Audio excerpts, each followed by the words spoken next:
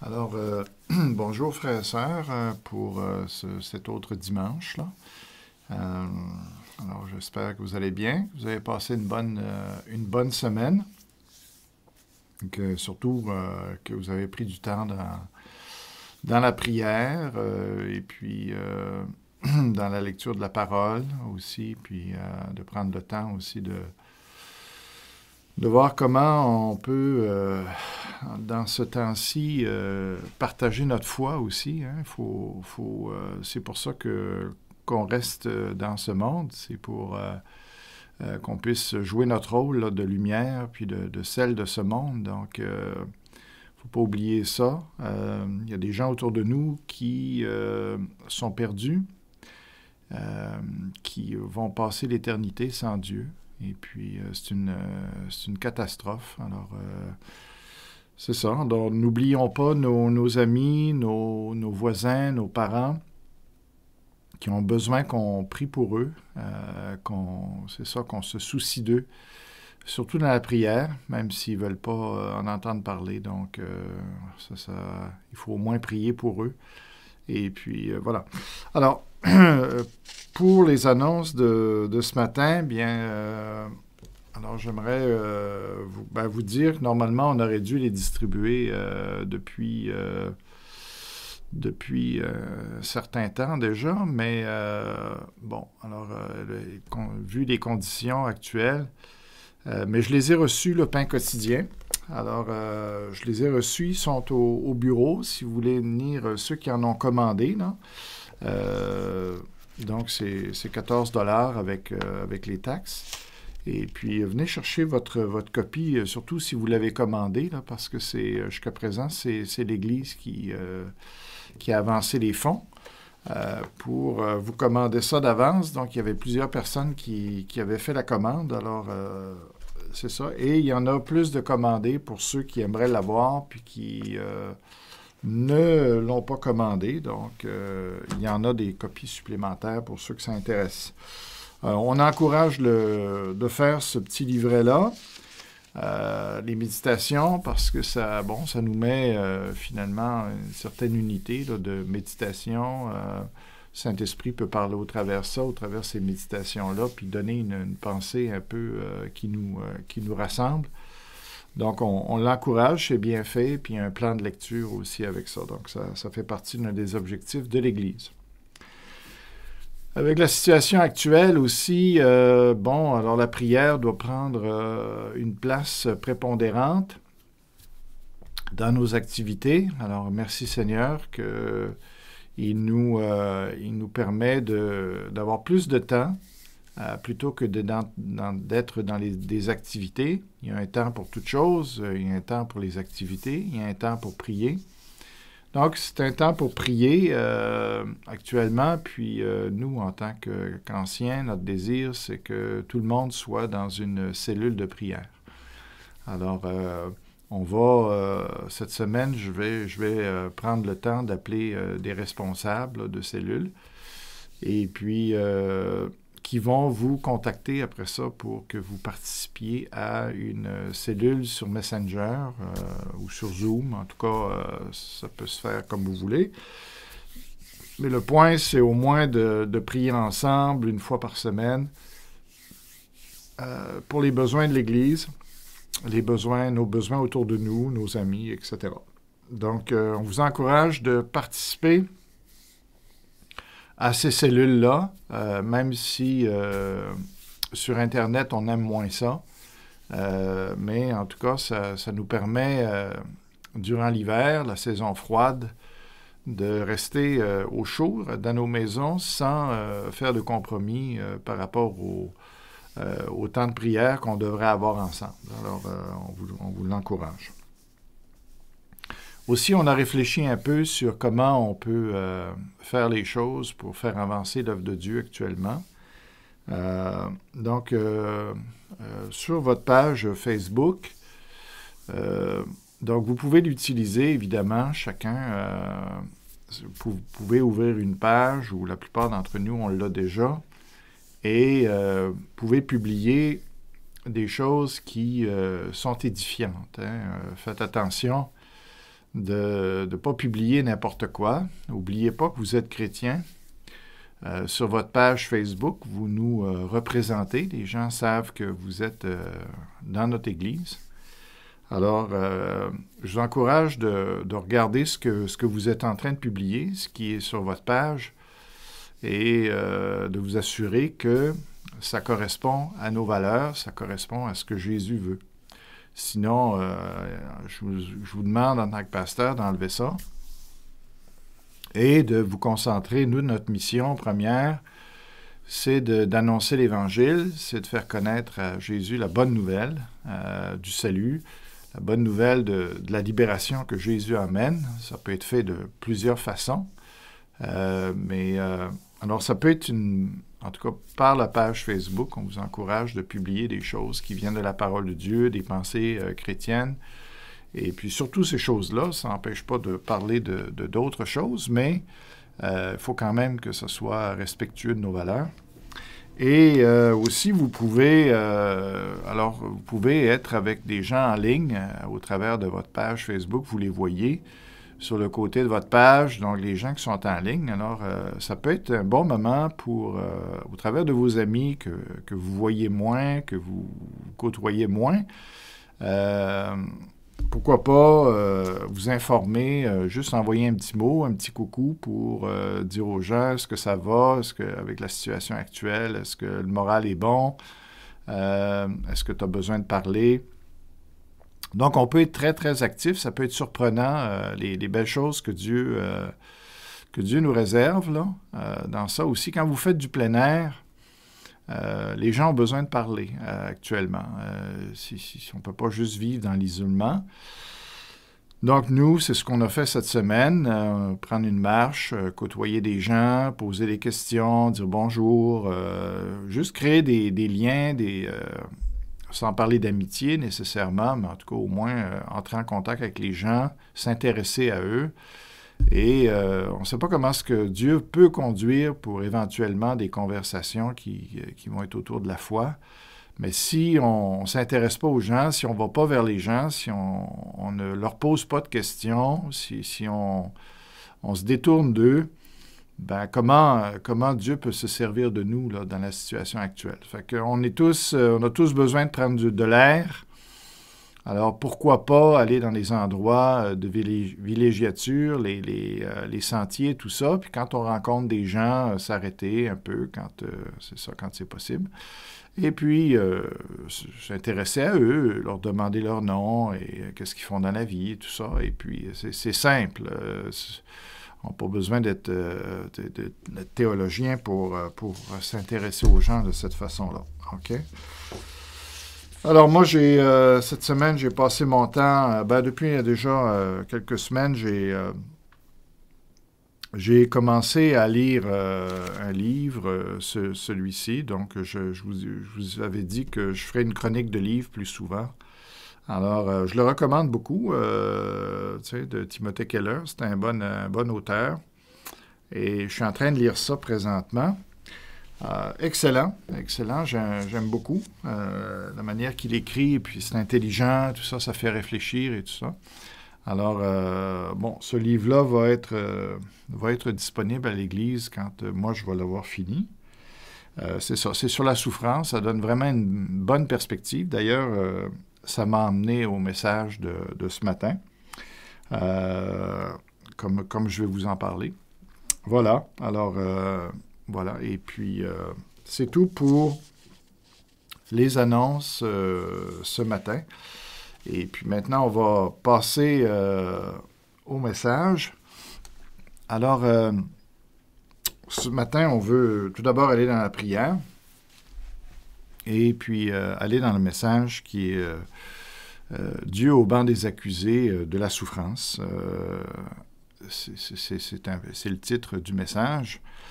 Et on va regarder la souffrance, on va justement, le fait d'avoir lu ce livre-là, ou d'être en train de le lire, ça m'a poussé cette semaine à lire tous les psaumes. Et puis, je ne pouvais pas tout lire la Bible en une semaine, évidemment, mais donc il fallait que je me concentre, puis je me suis dit, dans la Bible, où est-ce que j'irais bien pour sonder les choses sur la souffrance? Alors, je me suis dit, je pense qu'il n'y a pas meilleur endroit que d'aller dans les psaumes. J'aurais pu aller dans Job aussi, mais les psaumes, parce que c'est un résumé finalement, c'est un livre de vie chrétienne. Hein. Les psaumes, c'est que on a toute la panoplie des sentiments humains qui sont là, des expériences humaines qui sont là. Donc, je me suis dit, wow, ça faisait longtemps que de toute façon, j'avais ce désir-là d'aller dans le livre des psaumes pour regarder les promesses qu'il y a dans le livre des psaumes. Parce que des fois, elles semblent même contradictoires, ou des fois, on a l'impression que c'est trop beau pour être vrai aussi. Mon souci, c'est pas simplement qu'on puisse lire des belles choses, c'est bien de dire l'Éternel est mon refuge, mon bouclier, l'Éternel me guérit, et tout ça, il y a tout ça dans la Bible, mais est-ce qu'on l'expérimente? Hein? Tu sais, quand il dit qu'il nous fait rajeunir comme l'aigle, tout ça, tu sais, qui renouvelle nos forces dans la vieillesse, qui nous fait, tu sais, qu'il porte des fruits dans sa vieillesse, il est comme un arbre qui ne flétrit pas, etc. Alors, est-ce qu'on le vit vraiment? Est-ce qu'on le prend vraiment au sérieux? Comment il faut prendre ça? C'est juste des pensées comme ça qui sont jolies, c'est poétique, c'est beau, c'est romantique. Ou bien si on peut le vivre. Quand David parle de délivrance, de secours, etc. Il y a tellement un secours qui ne manque jamais dans la détresse, par exemple. Est-ce qu'on le vit? Est-ce que c'est ça notre expérience? Alors, j'étais préoccupé par ça, puis je me suis dit, j'aimerais au moins me donner un bon aperçu de tout ce que Dieu nous a promis, tout ce qu'on peut tirer du livre des psaumes pour notre vie. Alors, j'ai voulu me faire une tête sur les psaumes, en particulier sur la souffrance.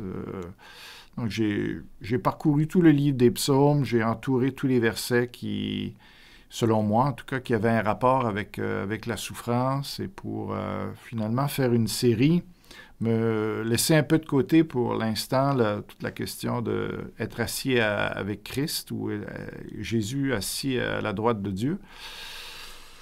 Je n'avais pas d'inspiration là-dessus pour ce temps-ci, mais j'étais plus stimulé sur la souffrance. Donc, on va regarder un peu ce que les psaumes disent sur la souffrance, que moi j'en ai tiré en tout cas.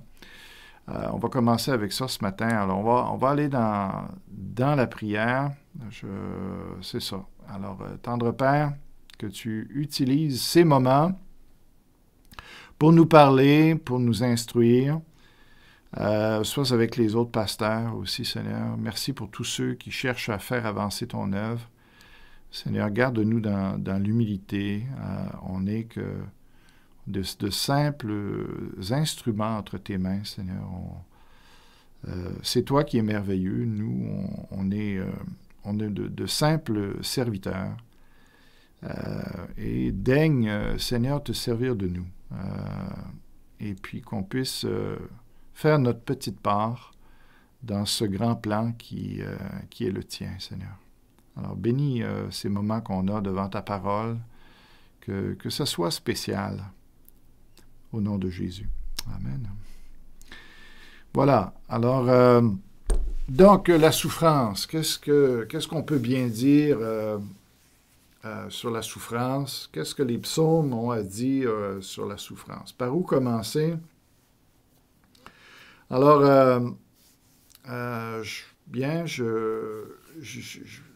tout d'abord, je me suis posé la question,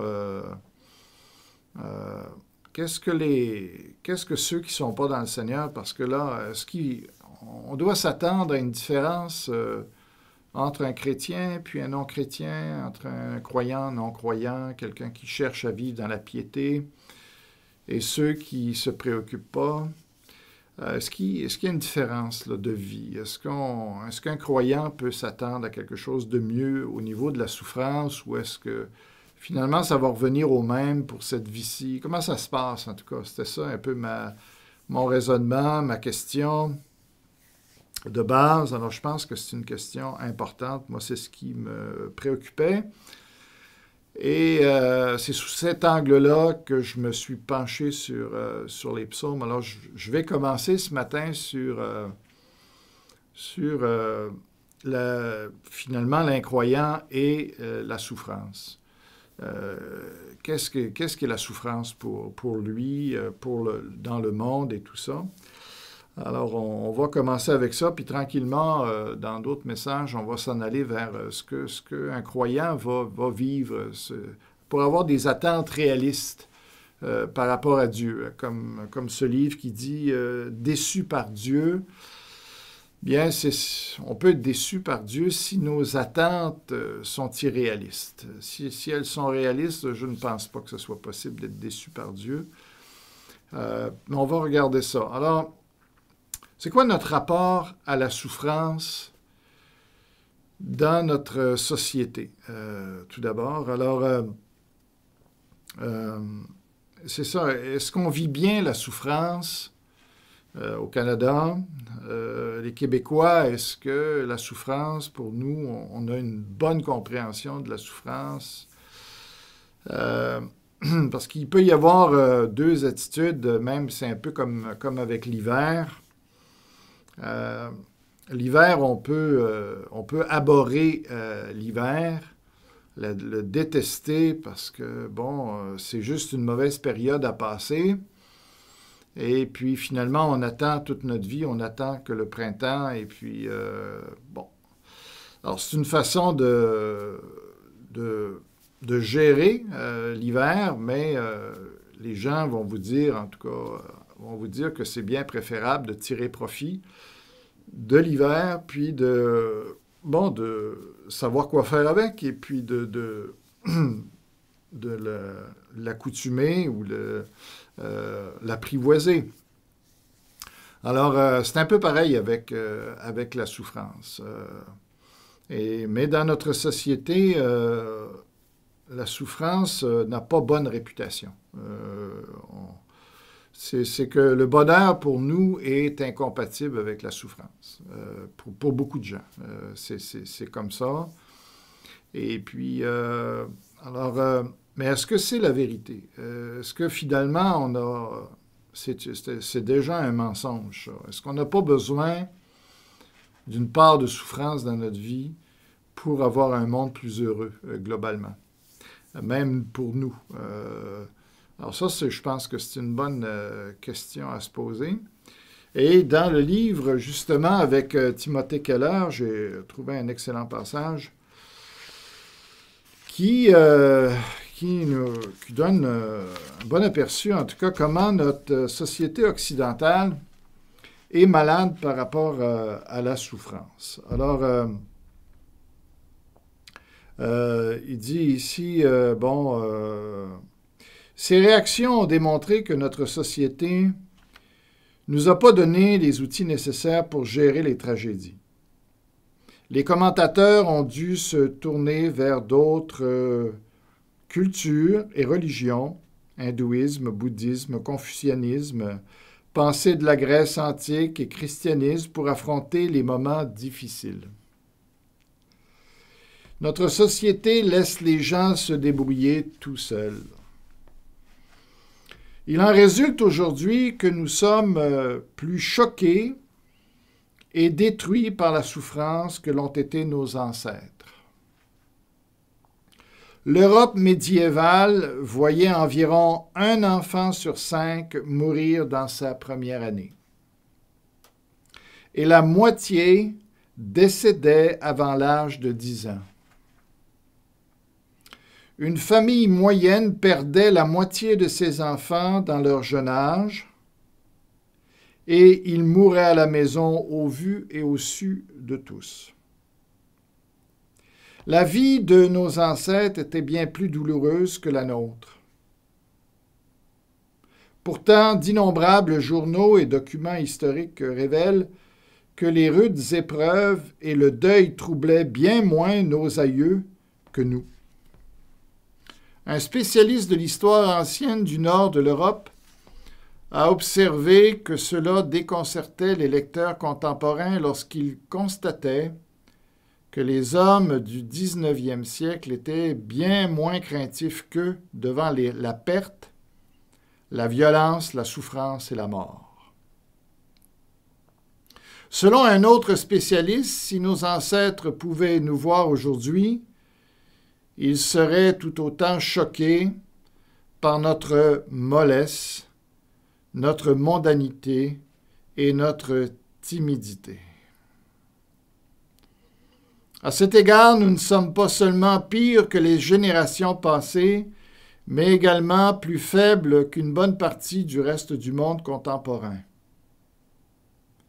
Le docteur Paul Brand, chirurgien orthopédiste et pionnier dans les traitements contre la lèpre, a passé la première partie de sa carrière médicale en Inde avant de la terminer aux États-Unis.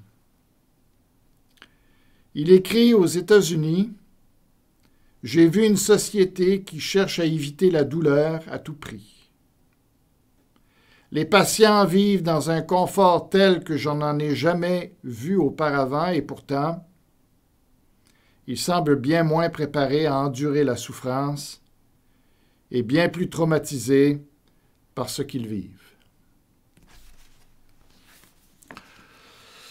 Alors, voilà un constat, hein, puis je pense qu'on pas difficile de faire le même constat que Timothée Keller et que ses spécialistes. Hein. Alors, donc, on va essayer justement, au travers de ce message et des autres, de récupérer une opinion un peu plus valable de la souffrance. Parce qu'aujourd'hui, les gens, dès qu'ils souffrent, eh bien, il faut prendre une pilule, il faut prendre un antidote, faut absolument faire cesser ça, on ne supporte plus grand-chose. Et puis même la mort, hein, il faut en finir un peu assez vite, hein, c'est ça. Alors, voilà. Alors pour les uns aussi, la souffrance, c'est aujourd'hui, on voit que c'est de plus en plus populaire, où finalement on veut nier Dieu au travers de la souffrance. La souffrance, ça devient une excuse, ça devient un argument contre Dieu aujourd'hui.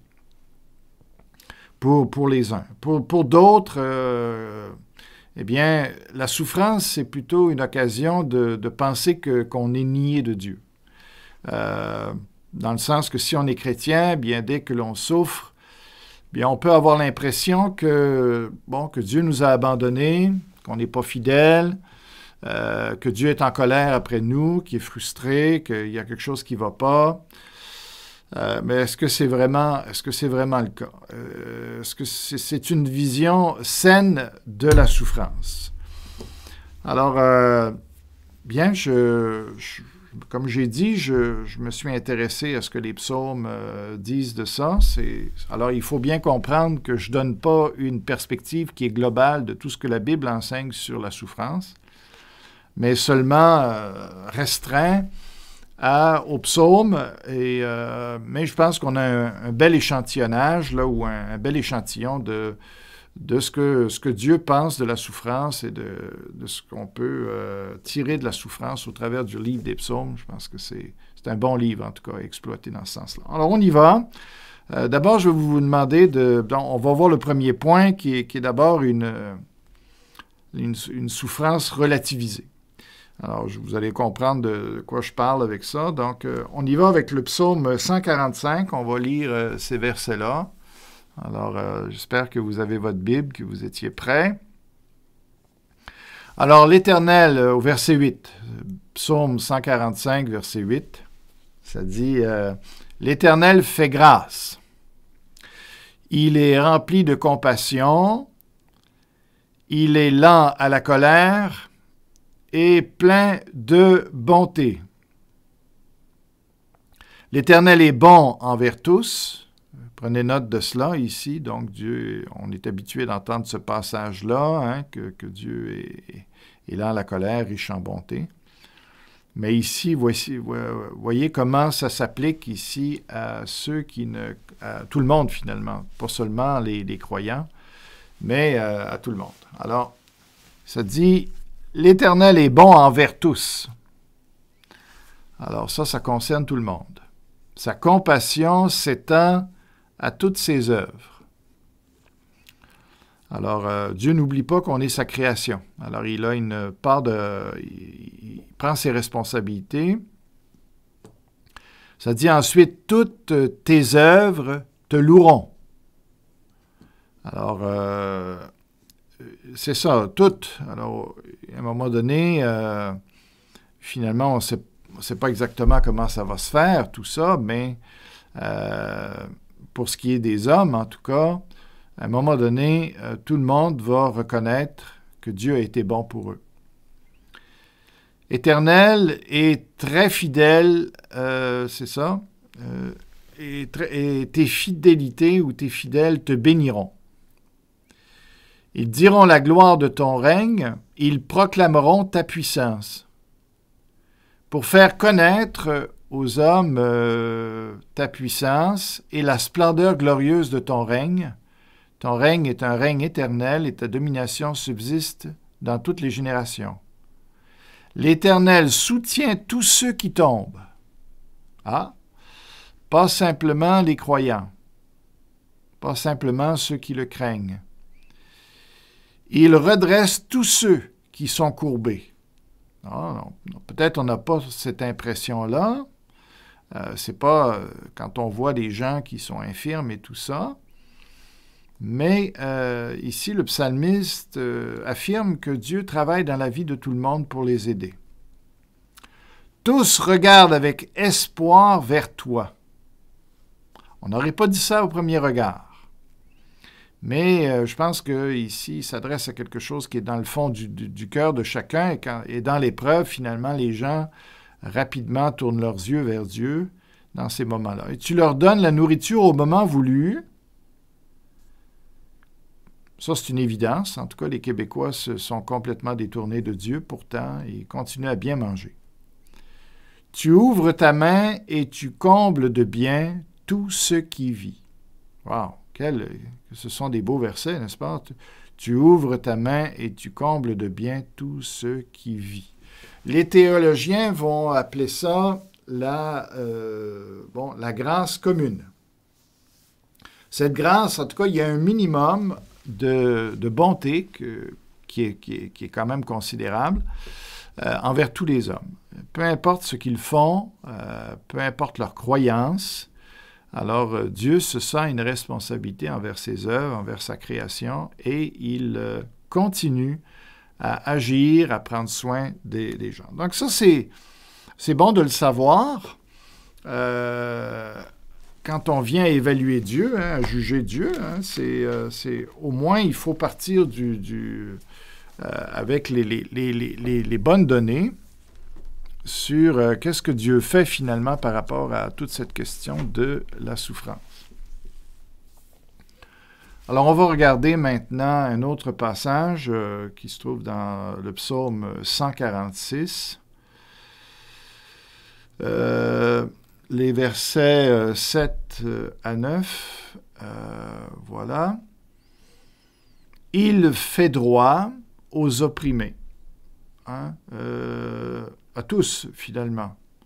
Il y a une certaine justice qui s'applique à tout le monde. Il donne du pain aux affamés. L'Éternel délivre les prisonniers. L'Éternel ouvre les yeux des aveugles. L'Éternel redresse ceux qui sont courbés. L'Éternel aime les justes, évidemment.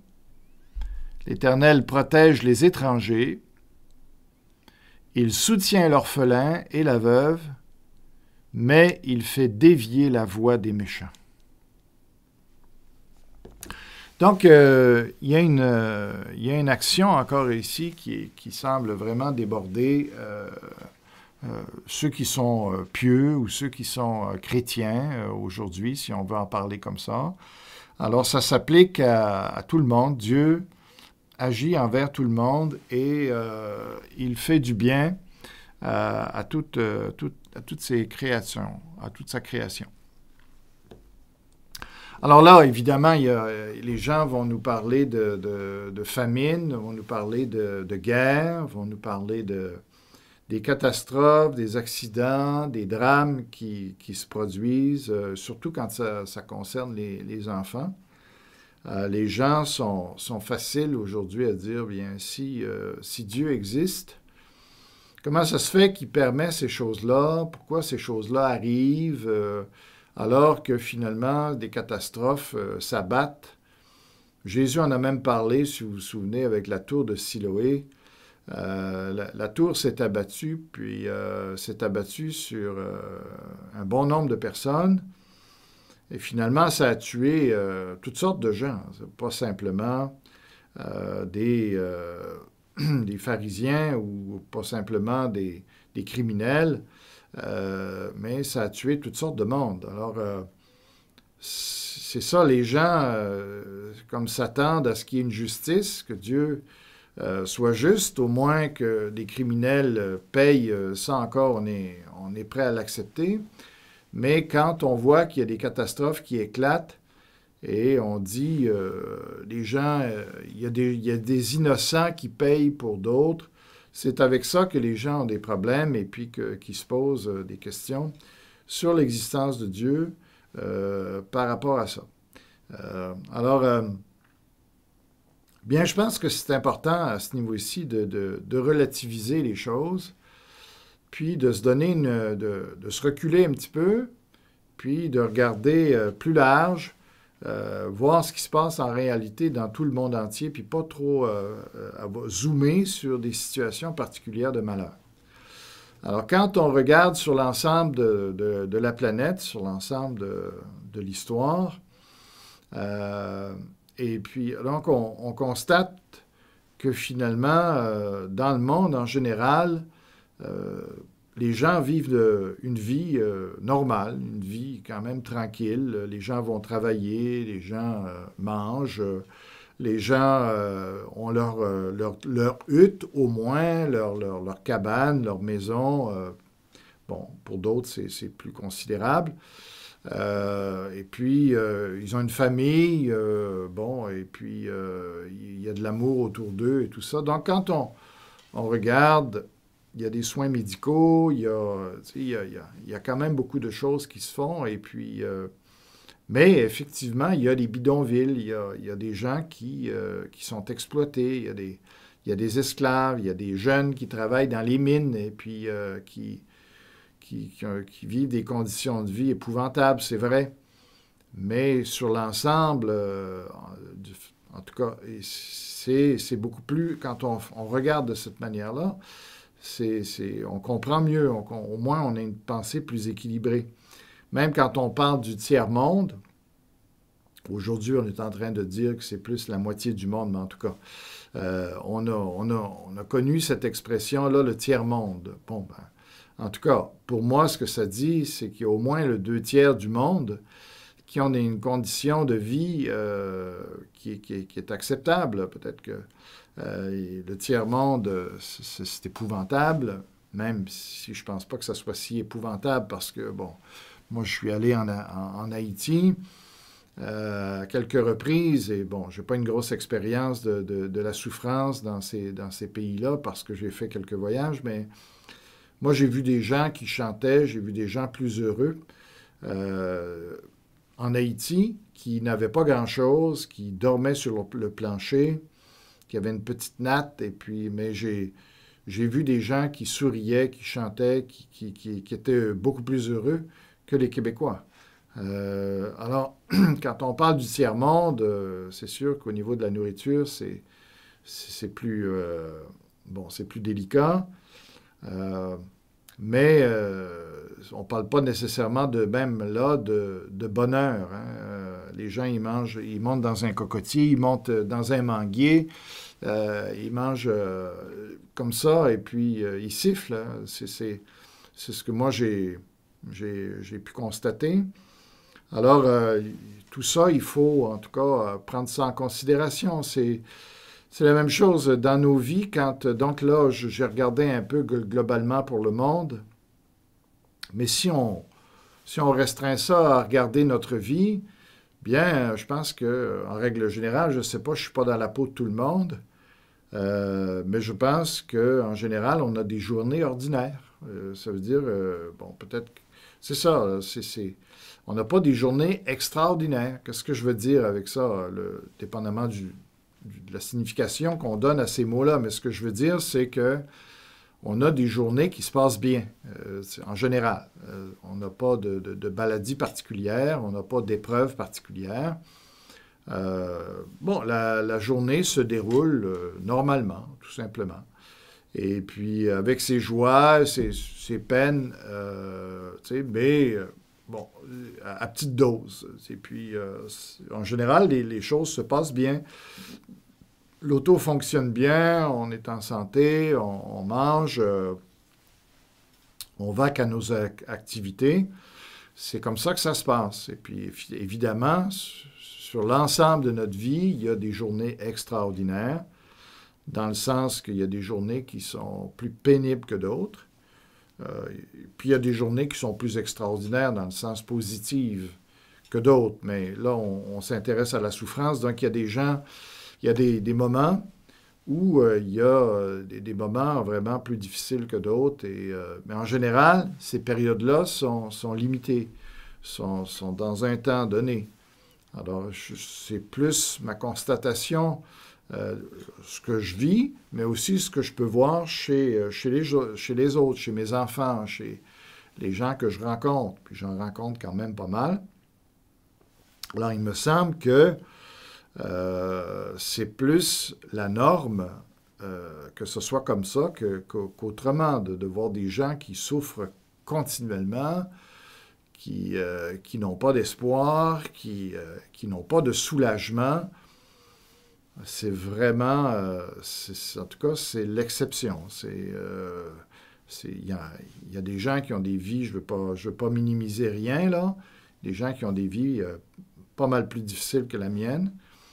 Je suis bien d'accord avec ça, mais je pense quand même qu'il faut doser, là, le niveau de souffrance qu'on est en train d'attribuer à ça. C'est comme même chose aussi avec physiquement, quand on a mal quelque part, quand on a une rage dedans, c'est sûr qu'elle prend beaucoup notre concentration.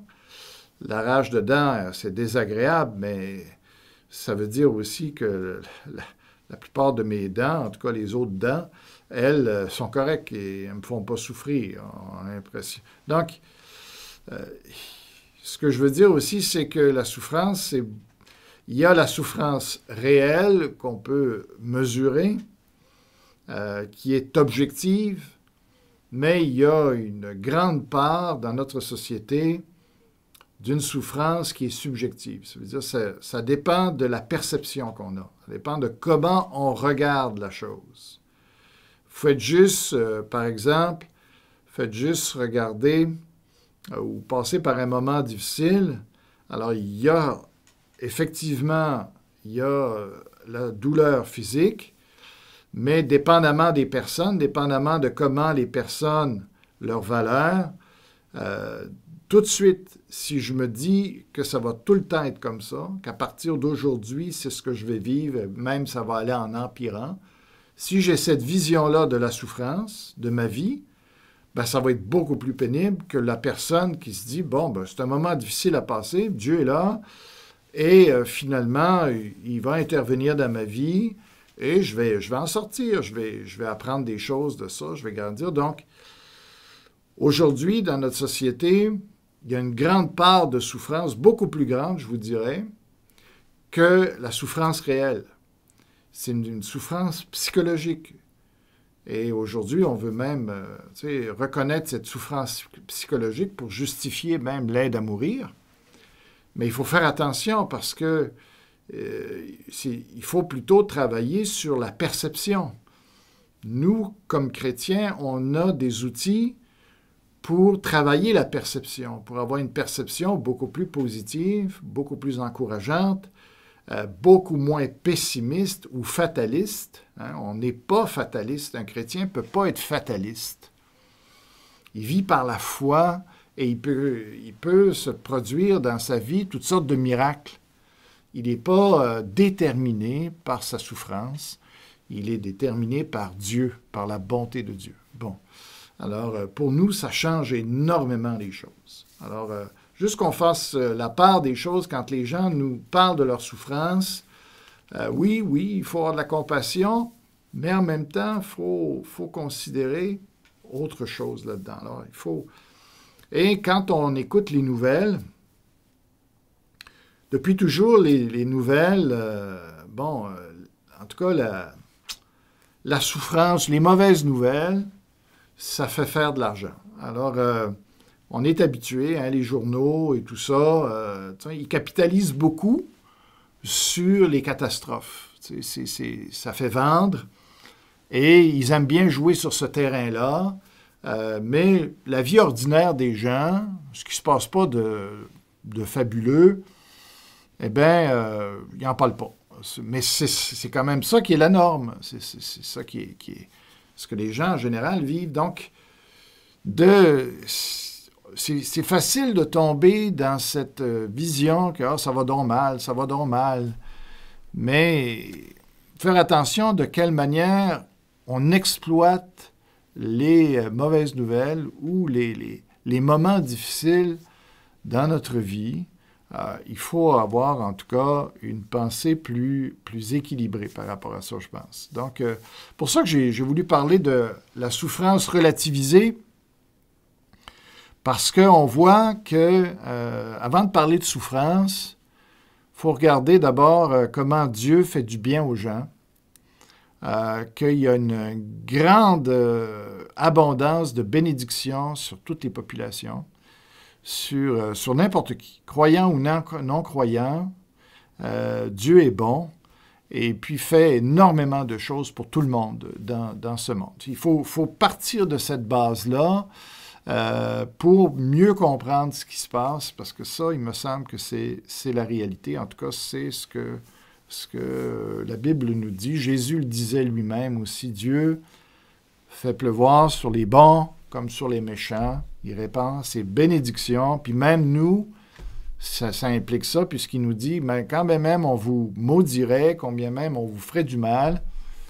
bénissez ceux qui vous maudissent, etc. Donc, j'imagine que si Dieu nous appelle à bénir les gens, même les gens les pires de nos ennemis, alors c'est parce qu'il a l'intention de leur faire du bien.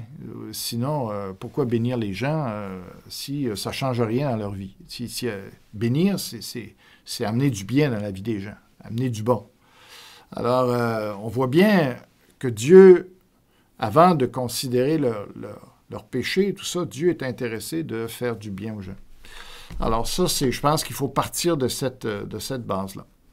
Alors, premier point par rapport à la souffrance, il faut la relativiser et pas trop se concentrer sur certains épisodes. Deuxième point, bien la souffrance atténuée. Quand je regarde la vie, quand je regarde le monde, quand je regarde ma propre vie, bien, je constate encore que Dieu a pourvu des moyens de soulagement. Et ça me parle beaucoup de sa bonté. Alors, je vais juste vous lire. Bon, moi, j'ai eu, à un moment donné, l'expérience presque de me couper un doigt avec une scie à chaîne que j'avais mal, en tout cas, utilisé, puis finalement, j'ai frappé mon doigt avec, puis heureusement, il n'est pas resté raide, mais j'avais coupé même une partie du tendon. Il y avait juste un fil qui tenait. Sinon, il serait resté droit, probablement. Alors, donc, mais ce que j'ai constaté en me frappant, c'est on peut s'imaginer, parce que ça saignait abondamment, que finalement, wow, comment ça doit faire mal. Mais probablement que vous l'avez constaté déjà vous-même, même des gens qui se tranchent des membres et tout ça. Moi, ça m'arrive de leur poser la question, comment tu as vécu ça et tout ça. Tu sais. Mais moi, en tout cas, quand j'ai rien senti. Je voyais le sang couler. Je voyais bien qu'il y avait une bonne entaille, mais bon, je criais pas au meurtre, puis ça me faisait pas particulièrement mal. Et il y en a d'autres qui m'ont raconté leur témoignage de cette manière-là, avec des blessures beaucoup plus sérieuses que ça même. Alors, je trouve ça intéressant, cette fonction du corps humain. Et là, j'ai regardé un petit peu. J'ai voulu un peu mieux comprendre cette affaire-là, et puis j'ai trouvé un article ici, qui dit lors de douleurs, donc il y a une nouvelle recherche qui vient d'être faite aux États-Unis, qui date de pas très longtemps, et voici ce que ça dit, lors de douleurs aiguës ou d'une sensibilisation inflammatoire, brûlure, pincement, coupure, etc., l'information est acheminée par les nerfs périphériques jusqu'aux neurones de la moelle épinière, explique le CNRS. L'information est alors adressée à d'autres neurones, parmi lesquels une petite population de 30 cellules de petite taille de l'hypothalamus, identifiées par l'équipe d'Alexandre Charlet. En retour, ils activent une famille de gros neurones dans une autre région de l'hypothalamus qui libère l'ocytocine dans la circulation sanguine. Alors, je vais juste continuer. L'ocytocine vient alors endormir les neurones périphériques qui envoient au cerveau le message responsable de la sensation de douleur. Ça, je trouve ça vraiment intéressant. Parce que Dieu aurait pu faire les choses bien autrement. Alors, déjà même dans notre corps, on n'a pas besoin d'aller plus loin. Déjà dans notre corps, Dieu a prévu que finalement la souffrance soit tolérable, soit contrôlée, du moins au départ, là. Et puis, alors, wow, moi je trouve ça extraordinaire. Dieu aurait pu nous laisser souffrir d'une façon épouvantable. Alors moi, je vois ici une œuvre de grâce de Dieu qui est déjà extraordinaire. En plus, quand on regarde dans les plantes, dans les onguents, dans l'huile, que la parole nous parle souvent de l'huile qui finalement donne des onguents, eh bien, encore là, on voit une œuvre de grâce de Dieu. On peut parler de la souffrance, oui, mais on voit que Dieu a pourvu dans la nature toutes sortes de soulagements, que ce soit l'aloès pour les brûlures, toutes sortes de produits que vous connaissez sans doute beaucoup mieux que moi. Alors, mais c'est une réalité que Dieu, en laissant la souffrance aller, il pourvoit quand même à des moments de soulagement ou à des solutions de soulagement. Il y a, la Bible nous parle ailleurs, dans les Proverbes et tout ça, même que la drogue ou l'alcool peut servir d'analgésique, peut servir d'antidouleur. Alors, c'est pas seulement négatif, la drogue ou l'alcool. On utilisait ça pour aider les gens quand on devait faire une intervention et tout ça, donc ça servait aussi à ça. On a aujourd'hui tous les médicaments chimiques, évidemment, mais bon, alors Dieu aussi se sert de cette science-là pour nous aider avec nos Tylenol, avec toutes les autres affaires, aspirine et le reste. Alors, donc, Dieu est en arrière de toute cette recherche scientifique pour nous faire du bien, pour nous aider à supporter la souffrance, à ce que ça devienne supportable, justement. Et en plus de ça, par rapport à la société, Dieu a laissé des chrétiens qui sont supposés être des gens qui apportent du bien, qui communiquent des valeurs, où les gens prennent soin les uns des autres. En tout cas, ça, c'est un autre moyen de grâce qui diminue, qui rend la souffrance beaucoup plus supportable. Alors, quand je regarde ça, ben, je me dis aussi, la souffrance, est-ce que ça nous donne une excuse de nier Dieu, comme il y en a qui le font, ou de critiquer Dieu, de devenir athée? Moi, je ne vois pas le rapport. Logiquement, il n'y a pas de rapport entre la souffrance et Dieu.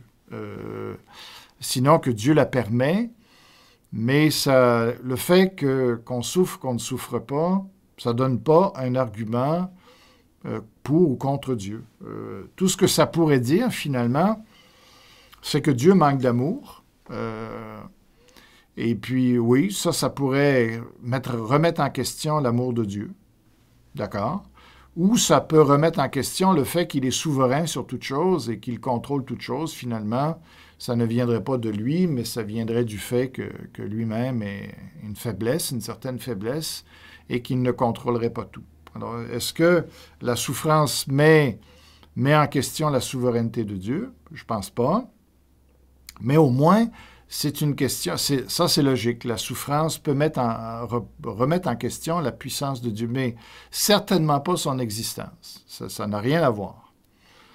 Par contre, ce que je vois, c'est que la souffrance, ou plutôt les soulagements que Dieu a donnés de toutes sortes dans la nature, dans notre vie, ça, il me semble que là, ça rend évident le fait que Dieu n'est certainement pas cruel.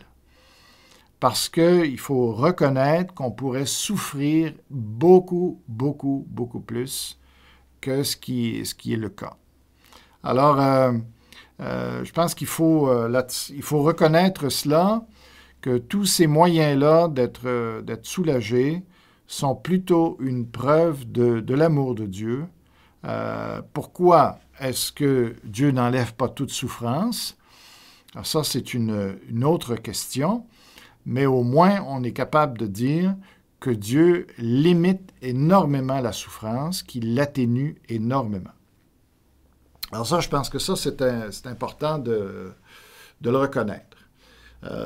S'il y en a qui ne sont pas d'accord ou qui pensent que mon raisonnement n'est pas juste, bien, je vous encourage d'en parler avec moi, mais moi, ça m'apparaît en tout cas très évident. Troisième point sur la souffrance, c'est la souffrance attribuée. Ce que je veux dire, c'est que souvent, on est en train de remettre sur le dos de Dieu, comme on dit, Dieu a bon dos ou le diable a bon dos, mais dans ce cas-ci, c'est plus Dieu qui a bon dos. Ça serait intéressant de voir le rôle du diable dans la souffrance, mais ça, les gens oublient complètement qu'il y a un diable qui sème la souffrance dans ce monde, mais on préfère plutôt remettre ça sur la faute de Dieu, qui ne s'en lave pas les mains. Dieu ne se lave pas les mains de la souffrance. Il accepte sa part là-dedans. Il faut bien mais c'est une part très, très limitée quand même, et puis indirecte la plupart du temps. Mais la réalité, c'est que la plupart de nos souffrances sont dues à l'homme, ne sont pas dues à Dieu. Que ce soit dans les famines, même dans les séismes, dans les guerres, dans tout ce qui se produit, dans la maladie et tout ça, il faut que les hommes reconnaissent leur responsabilité. En tout cas, s'ils ne veulent pas la reconnaître, nous, dans notre réflexion, il faut la reconnaître. Je donne ici plusieurs exemples. Par exemple, toutes ces populations-là qui meurent de faim, que ce soit en Afrique ou que ce soit ailleurs, eh bien, c'est des situations, pour beaucoup d'entre elles, qui sont créées par l'homme. Je donne quelques exemples. Ici, avec l'agriculture, par exemple. Donc, tous les peuples avaient leur façon de faire leur agriculture. C'était limité. Donc, chacun avait son petit jardin, chacun avait sa terre et chacun développait, connaissait sa terre. Il faisait pousser les choses en fonction de ce que la terre produisait naturellement, aidait la nature un peu en irriguant et tout ça de façon Alors, mais chacun vivait de son petit jardin, chacun vivait de sa petite culture.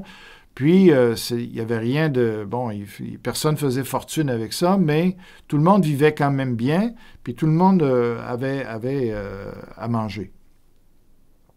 Mais là, depuis un bon bout de temps, avec des multinationales qui ont poussé leur agenda de culture, eh bien, on est allé voir des producteurs, des artisanaux, là, en tout cas, des producteurs locaux, des artisans, des petits agriculteurs, et on a finalement, on a utilisé différents chantages, soit que ce soit avec l'argent, que ce soit avec la drogue, qu'on a voulu utiliser leurs terres pour produire la drogue, donc on a fait miroiter des profits par rapport à ça, ou les monocultures, où on a voulu exploiter sur de vastes surfaces une seule et même culture. Je pense par exemple aux amandes en Californie, où là on a fait que finalement, que faire pousser des amandes avec une consommation incroyable d'eau. Pour chaque amande, ça demande des litres et des litres d'eau. Et finalement, on a drainé la terre de toute son eau, les nappes phréatiques, et on se retrouve en bout de ligne, juste pour ça, avec des incendies épouvantables en Californie, parce que finalement, la terre est archi sèche à cause de l'exploitation qu'on fait éhonter de l'eau dans ce cas-ci. C'est la même chose avec les avocados.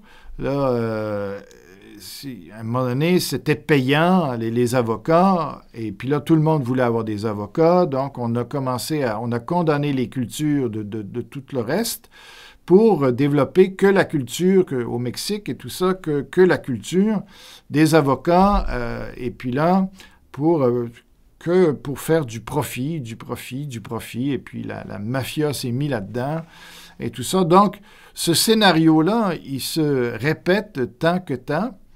On a aussi le fait que dans ces grandes cultures, on a utilisé des pesticides à volonté, on a utilisé des engrais chimiques, on a enlevé les semences naturelles pour remplacer ça par des semences modifiées génétiquement. Alors, on a, et aujourd'hui, même ces grandes multinationales-là sont en train de dire « Ouais, c'est vrai, on s'est un peu trompé, mais en tout cas, ils ne prendront jamais le blâme, on sait bien. » Mais ça, c'est la réalité. En fin de compte, la misère que l'on reproche à Dieu, quand on voit des photos d'enfants qui sont décharnés, eh bien, c'est facile de remettre ça sur Dieu, mais on oublie facilement que les hommes sont responsables d'une grande partie de la misère. On peut parler encore de la déforestation, de l'exploitation uniquement pour le profit, une exploitation juste en considérant le profit et en ruinant les écosystèmes, en polluant avec le mercure et tout ça, qu'il faut juste aller voir ce qui se passe au Brésil actuellement où on coupe. Alors, il y a toutes sortes de malfaiteurs là, qui coupent, qui ravagent, qui coupent à blanc, qui coupent des espèces les plus rares et finalement qui laissent un paysage désertique. Alors, ça se produit continuellement comme ça, puis après ça, bien, on se plaint et puis on met ça sur le dos de Dieu, que finalement, il y a plein de gens qui meurent, de maladies. Et en tout cas, on pourrait parler des voyages aussi. En tout cas, on pourrait parler de bien des choses, comment on transmet la maladie, transmet la misère à cause finalement de la cupidité humaine. Et au lieu de prendre notre responsabilité, c'est plus facile de blâmer Dieu là-dedans. Et même nous-mêmes, notre matérialisme, on peut se poser des questions si on ne contribue pas justement à la misère dans le monde, la manière qu'on achète les choses, un marché qui est pas toujours très équitable, sans parler de projets gigantesques qu'on connaît plus ou moins. Je pense au projet HARP, qui est un projet d'antenne et tout ça, d'ondes et tout ça, et puis qui, aujourd'hui, même fait peur à des gens, à des organismes. Je pense juste, j'avais par exemple ici, ça a été produit par CBC Canada, et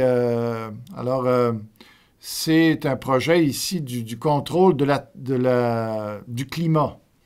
Avec ce projet-là, je ne connais pas grand-chose de ce projet-là. Je n'ai pas lu sur ça vraiment. J'en avais entendu un peu parler, mais ici, je vois un article qui est tiré de CBC. Ça dit c'est pas simplement des théoristes de la conspiration qui sont concernés ou qui sont préoccupés plutôt à propos de HARP. Mais l'Union européenne a appelé ce projet-là vraiment quelque chose de très, très préoccupant et qui a passé une résolution pour recevoir plus d'informations concernant la santé et les risques environnementaux. Donc, alors, il y a des gens qui reconnaissent que, il y a des choses qui sont en train de se faire qui ne sont pas peut-être très catholiques, comme on dit, alors toute cette question des tremblements de terre, des cyclones, toutes ces choses-là qui sont en train de se produire, qui créent des destructions, des glissements de terrain et tout ça, quelle est la part vraiment des hommes là-dedans? Je pense qu'il faut vraiment reconnaître qu'il n'y a pas simplement...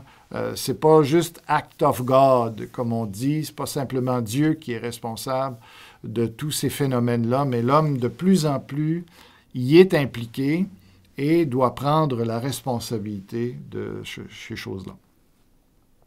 Alors, la souffrance attribuée, dans le sens que il faut rendre à César ce qui est à César, c'est-à-dire que dans toute la part de souffrance qu'il y a dans le monde, qu'est-ce qui est une cause directe de Dieu et qu'est-ce qui est une cause directe de l'être humain, de ce que l'homme fait sur la terre.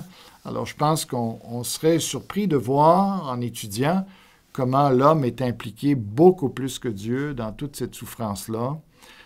Voilà. Quatrième point, et je termine là-dessus, c'est la souffrance réévaluée. Alors, moi, ce que je pense, dans le fond, quand je regarde la souffrance en général, la vraie question, c'est pourquoi la souffrance? C'est pas ça la vraie question. Pourquoi il y a de la souffrance? Pour moi, plus j'y réfléchis, plus que la question est en réalité, pourquoi il n'y a pas plus de souffrance que ça? C'est ça. Pourquoi je dis ça? Parce que quand je pense à l'être humain, de quelle manière, si je pense aux Québécois, là, qui vivent sans Dieu, littéralement, puis c'est pas juste les Québécois, l'apôtre Paul, même déjà dans son temps, dit que les hommes sont sans Dieu dans le monde.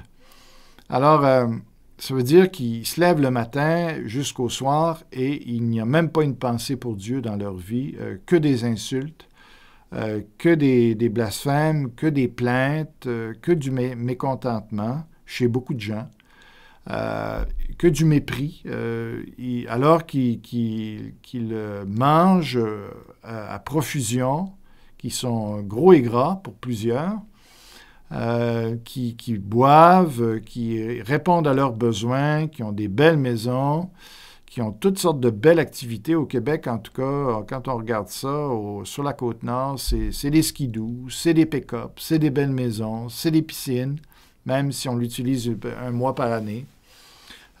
C'est des spas, etc. Il y a une telle abondance ici. S'il y avait vraiment un peuple qui n'a pas le droit de se plaindre, qui n'a pas le droit de douter de la bonté de Dieu, c'est certainement les Québécois, qui devraient plutôt se poser les questions, pourquoi est-ce que Dieu les bénit autant, alors qu'eux ne bénissent jamais Dieu, qui n'a aucun merci pour Dieu, aucune appréciation, une ingratitude incroyable envers Dieu. ce qui est surprenant, c'est comment ça se fait que Dieu tolère tout ça, que Dieu supporte tout ça, que Dieu continue à bénir les gens, continue à leur faire du bien. C'est, comme ça dit dans Romains, ne vois-tu pas que la bonté de Dieu te pousse à la repentance? C'est exactement ça. Donc, c'est scandaleux quand des gens se servent de la souffrance pour nier Dieu, pour mettre Dieu en question, sa bonté, tout ça. Pour moi, c'est totalement l'inverse. Et on a un passage justement dans les psaumes. On va aller voir ça, c'est le psaume 73. Et je vais terminer là-dessus. Le psaume 73, où ici, l'auteur a le problème tout à fait inverse. C'est que lui, si les méchants souffraient, il n'aurait pas eu de problème. Il aurait trouvé ça tout à fait normal. Mais lui, ce qu'il découvre en regardant ce qui se passe, c'est complètement l'inverse. Alors il dit, psaume 73, verset 1, il dit « Oui, Dieu est bon pour Israël, pour ceux qui ont le cœur pur. Toutefois, mon pied allait trébucher, mes pas étaient sur le point de glisser, car j'étais jaloux des vantards en voyant leur bien-être ou le bien-être des méchants. Rien ne les tourmente jusqu'à leur mort, et leur corps prend de l'embonpoint. S'ils n'ont aucune part aux souffrances humaines, ils ne sont pas frappés comme le reste des hommes. C'est pourquoi ils se parent de l'orgueil comme d'un collier.